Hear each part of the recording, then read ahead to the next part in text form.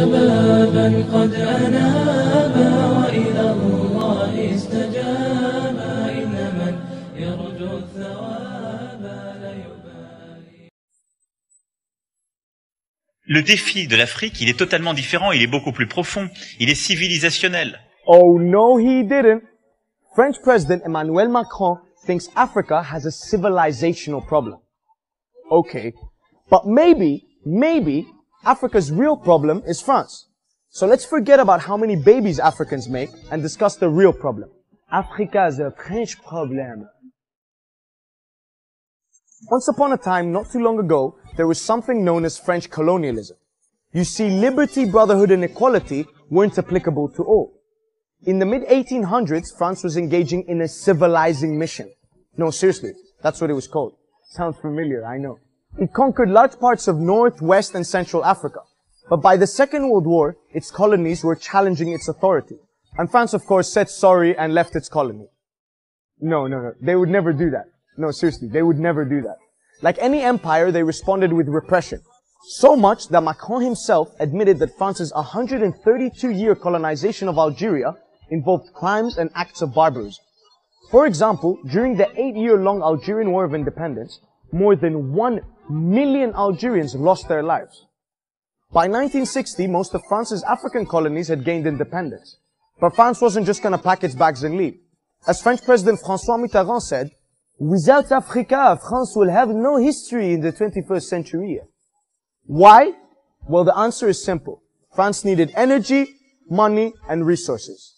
Or maybe they just loved civilizing people. Who knows? A key term to understand France's role in Africa in modern times is France-Afrique.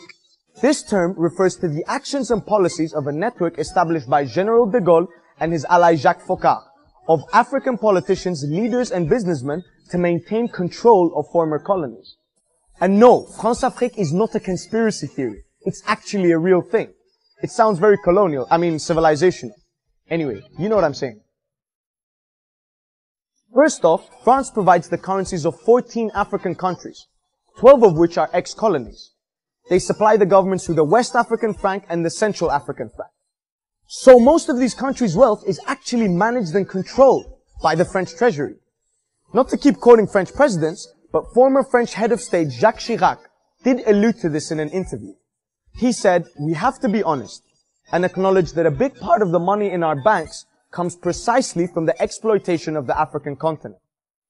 Many of France's ex-colonies such as Algeria, Mauritania, Mali, Guinea, Burkina Faso, Niger, Ghana, and Ivory Coast are all resource-rich nations. Uranium, gold, iron, diamonds, oil, and gas, it's everywhere. And so are French companies such as Arriva and Total that have major investments in the region. Major scandals have been associated to French business in Africa. The most known being the Elf scandal in 1994, which showed payments and bribes being made by the French oil company Elf to African leaders to secure their allegiance to France and maintain French rights to local oil. Payments were also being dished out to French political parties to guarantee their support. Yes, people, this is France-Afrique at work. Have you ever seen a map of French bases in Africa? Well, here it is. Since 2014, France has stationed 3,500 troops across Mali, Chad, Mauritania, Niger, and Burkina Faso as part of an operation to counter extremist insurgencies in the region. But France has a very long history of intervening in African affairs and has done so 19 times from 1962 to 1995. Since 2010 alone, France has intervened in Libya, in Mali, in the Central African Republic, Chad, and the Ivory Coast. That's nearly a war every year. So you get it, right? France intervenes in Africa more than Batman does in Gotham City. Well, to be fair, maybe they intervene a bit less.